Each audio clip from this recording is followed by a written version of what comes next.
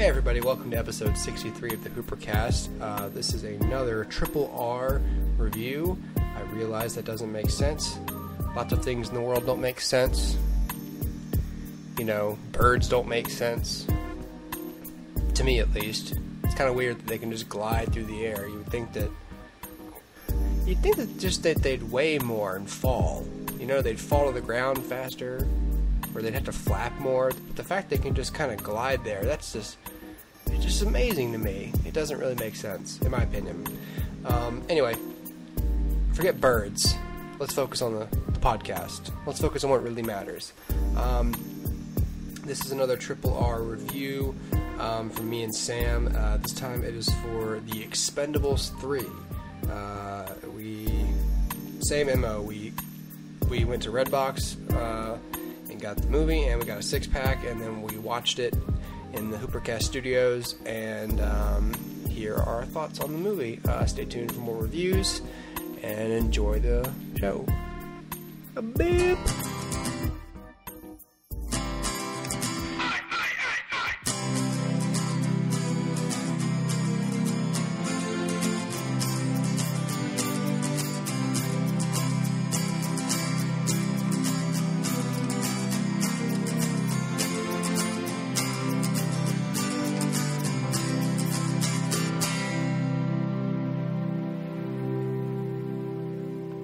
See, here we are, just talking normal. Just talking like people. Just talking like people. The waveforms look good. It's not overblown. Yeah, okay. Although if we get louder, we're going to have to kind of back away so it doesn't peak so much. That's the problem. Yeah, okay. What if we did the exact same thing? We just talked. Would you think it make a difference? I think, see, if you look at the thing, it moves kind of while you talk. So if you get louder, maybe does it reduce sensitivity a little bit? I don't know, because when you get louder, it still does the big gap there. Yeah. I don't know. Seems like see, it's now we're quieter, and see, now it's trying to get down to the thing. Okay, final mic check. Is this going to be better, or is this... Okay, it looks so blown out. Like a lot. What? But you're really close to it. Maybe the microphone's just really sensitive. Maybe if we put it back here and stick it in the middle. The gain's all up and everything, but what about now? No. See, now it's quiet. Look how quiet it looks. Yeah, I don't know. Did it stop itself? No, I don't want to. Why did you stop recording? What? Or did it stop recording? Apple. Hello, Sam. Hello, Connor. How are you? I am exquisite. How are you? I'm not exquisite. You're doing well. I'm great. Can't complain. Good. That's good. Okay, so we're going to talk about the Expendables 3 that we just got finished watching. You have not seen the other two. I have not. I just dove in at number 3. What did you expect? I expected pretty cheesy action film, which... There were cheesy parts, but I would say it was less so than I expected it to be. Yeah, let me tell you what the other two were like. Because I didn't know until like halfway through the film you had not seen the other two. So when I asked you the question a second ago, I knew the answer. Well, the audience didn't. They're so stupid. They're dumb. So, yeah, the first one was kind of filled with a lot of like, just, they were uber macho. Mm-hmm. There was one female character that was just sort of helping them, and not really like a, I don't know, not even like an expendable, just like a civilian helper thing. The second one was worse. The acting was worse. The story was worse. The jokes were horrible, and they were filled with like catchphrases from everyone's movies. So Bruce Willis is in there. And so he's fighting at some point, and Arnold Schwarzenegger's fighting, and he's like, "Cover me, I'll be back." And he's like, "You've been back long enough, I'll be back." And he gets up and runs, and Arnold Schwarzenegger just goes, "Yippee-ki-yay." I was like, I want to kill myself. Like, that is terrible. Yeah, so it's one of those... so this movie, I was surprised, because I expected it to be worse than that one. This was the best of the three, in my opinion. Okay. Sorry, Connor's dying. He's got the AIDS. This movie made my brain bleed. No, this was the best of the three. I was genuinely surprised at the quality of this film. I said to you about,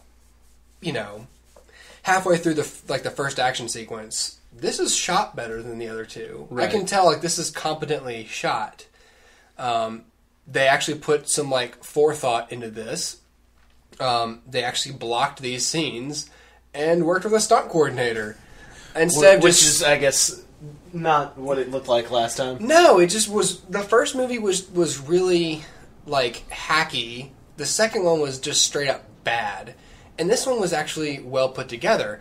I was surprised that the acting was as good as it was from pretty much everybody, except for Randy Couture, who can't act to save his life. Yeah. You could put his family up against a wall and say, "I'll shoot them all if you don't like. Just make me believe you." He just and reads he'd be like, lines in "So why'd varying they lock you degrees up? of volume. Not good enough. Boom, boom, boom. Your family's dead." You know.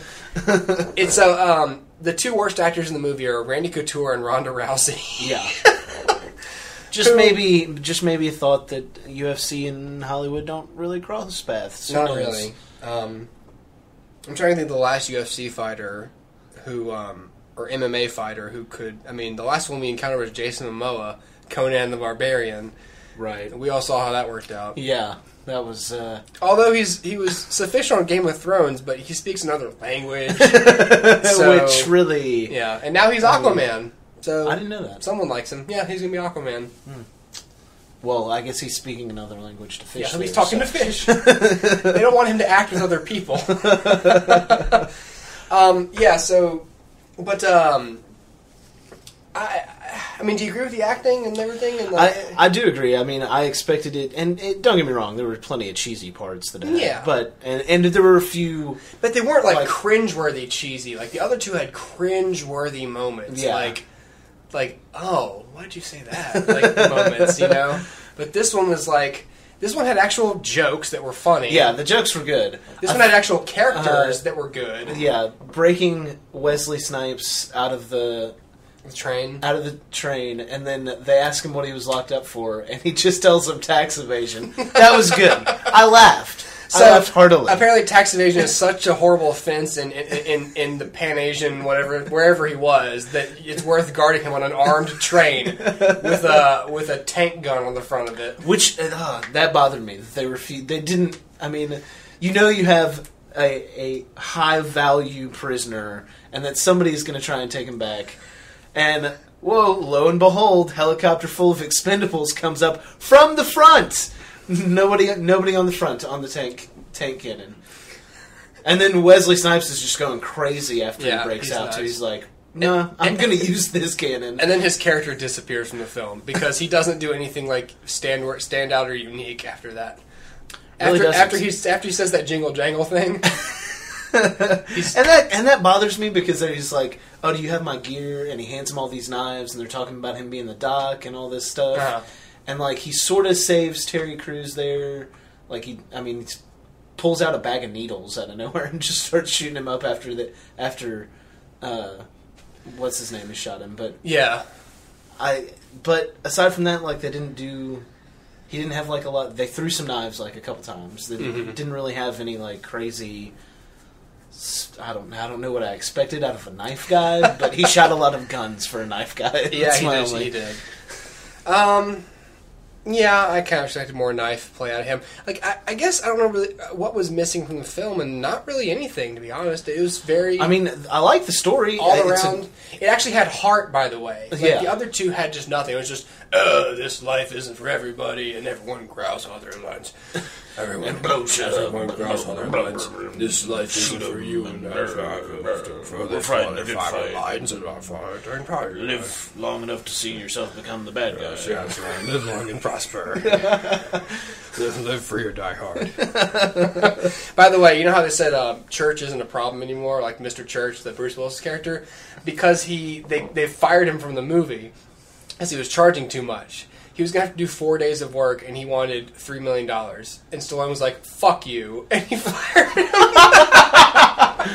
Wow. So they said, yeah, Mr. So he was going to be part of the plot. That's why Harrison Ford's in the movie, because they fired the CIA connection because he was greedy. And you know what Bruce Willis said, like, when he was asked about it in interviews? He basically said, like, like some movies, like I do, like when he did like Looper, like, you know, he says I dropped my fee for those because those are like, he basically said because those are like good challenging. He movies. says, but movies like these like are actual work, and I want like, you know, I want $1 million a day. And Stallone was like, what the fuck? What the fuck, man? Seriously? I thought we were cool. I thought we were cool. It's like, these movies are good, and I'm willing to drop my rate, but your movies suck, and I want more money. Like, all right, well, this is why we fired you, because you're a prick. You know? Anyway, well, I really liked Mel Gibson in the movie. He's good at being the bad guy. I love Mel Gibson. Like, everyone hates Mel Gibson now, but I've always liked him. No matter what he does, like the Oksana and the Jews and whatever, like he is. I love Mel Gibson, and I will never stop loving him. I love him. Well, but like I just are you professing your love like Arnold? And Mel Gibson? If you're listening to my podcast, just know that I love you. So he has like a great monologue on the plane. And I remember telling you, like, you know, this is why they had to include that he was, like, a child murderer, like, he killed kids, too. Yeah. Because otherwise, I don't see why he's the villain of this film. Yeah, he's, like, making a lot of sense. He's telling all these new kids, well, don't worry, he's just going to shoot you in the face and leave you for dead. Yeah, blah, like, blah, blah, blah, blah. And like, which is Mel Gibson makes a very valid point here. It was interesting that this had an actual story and actual characters and a villain who wasn't just a caricature, which is what the other two were. Like the first movie, Eric Roberts was the villain. He's like, man, command armies and just killing stuff. And then the second one was Jean-Claude Van Damme, and he was sort of like a, you know, crazy arms dealer guy too, and so was Mel Gibson. But he had a reason for doing everything he did. Like he was burned by the people he worked for, and became super cynical about it. And like I said, if he wasn't like a child killer, you'd be like, I just see a guy who's doing what he's got to do, you know. Yeah. Scratch to survive. Which, you know? Again, this isn't like Citizen Kane, but that's a well drawn, that's a competently painted villain. Right. In terms of screenwriting, you know. So I was very pleased with this. Like, we rented it because I thought it was going to be so terrible. It's going to be fun to watch. Just get a six pack and watch the Expendables, the third Expendables movie. After the first two were so bad, and they're talking about making a movie with the women called the Expendables. I didn't know that. By the way, the women. What women? Yeah, the one. Ronda Rousey and who? Ronda Rousey had like 20 lines tops. By the way, that fart noise is the chair. It's actually me. It's my butt. But yeah, she had like 20 lines tops in the whole movie. Poorly delivered lines. Yeah. Like I said, she's not a good actress at all. No, she's not. She looked alright doing it, but I mean, she's also like super buff MMA and could probably kick my ass. So I'm not real turned on by that. Yeah, I don't like relinquishing control to a woman. So it. What's the Expendables going to be about? Bad kitchen disaster? I can't make this sandwich fast enough. I forgot to take the giblets out of the turkey. It's turned green. I forgot to pick up the kids at school.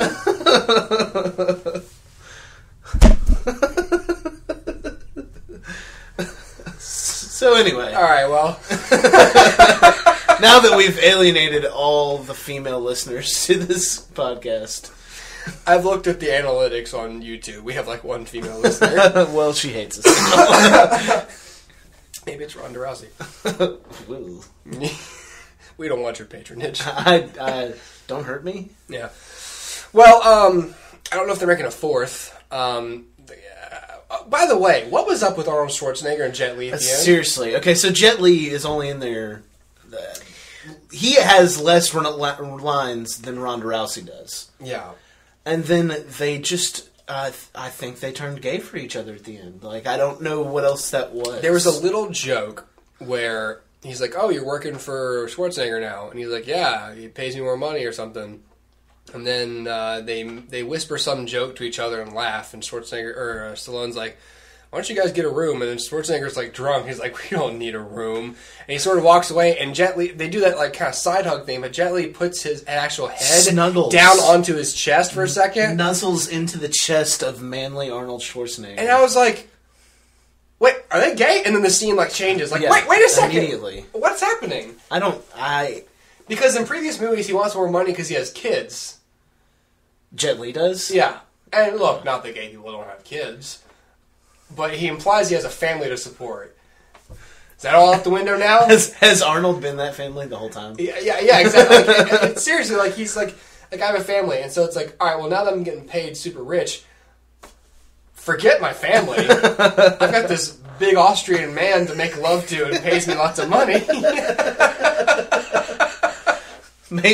Maybe that's what Arnold's paying him for. He pays me more money. Sexual favors. Excuse me, I'm out of... I thought I had more cash on me. Yeah. I don't know what happened there. And the whole singing a Neil Young old man thing. Like, I thought that was going to play over the credits. Like, I thought it was going to crescendo at the chorus. Which would have been fine. Yeah, but then they're like, it's like, old man, look at my life. Dun-dun-dun, dun-dun-dun, dun-dun-dun, dun-dun-dun, dun-dun-dun, dun-dun-dun.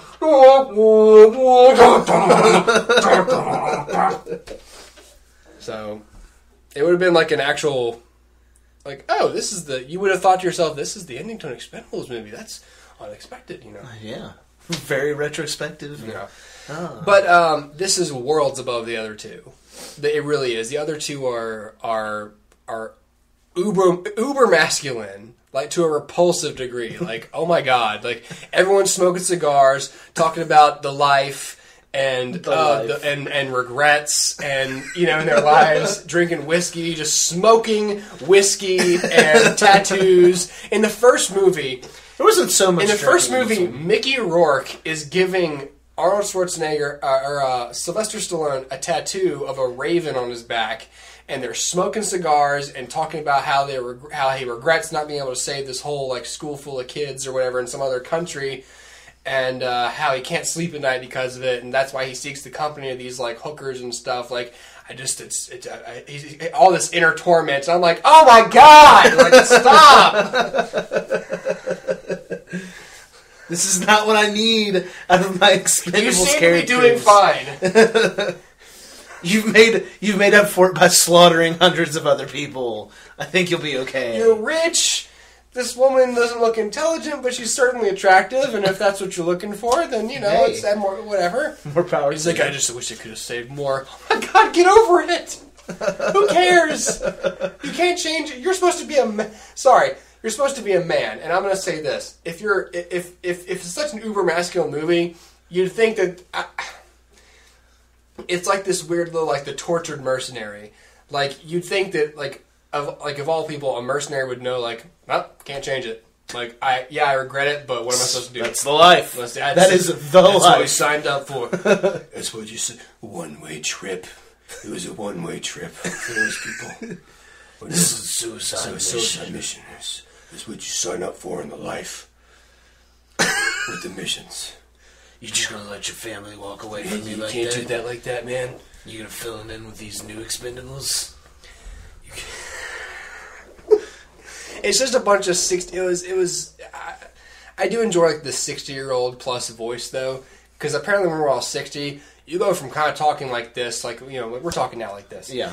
And we're about 40. It's a little bit different register, a little bit kind of a way, but a little bit. When you're 60, it's like we're gonna talk like this. I've been smoking cigarettes for all my life. Whiskey and brandy and women, and I don't know why women make your voice deeper because of all the torment they put you through. All the torment. Because bitches have so many scars, emotional scars. Bitches be crazy. So crazy. I don't know where I was going with that. Anyway, it's a good film, so if you want to watch The Expendables 3, I highly recommend renting it. It's definitely kind of like 22 Jump Street. This is an iTunes rent. Yes. Again, why? We rented this at Redbox. Yeah. Perfectly fine. But, if you like iTunes, go for it. Yeah. Or at the library if you want to watch it, and you're like, oh, wait, gotta do the laundry and stuff, and wait another day. Support your local library. Yeah, just, By checking out shit. I don't know. Okay. Okay, well, that's our review. Goodbye.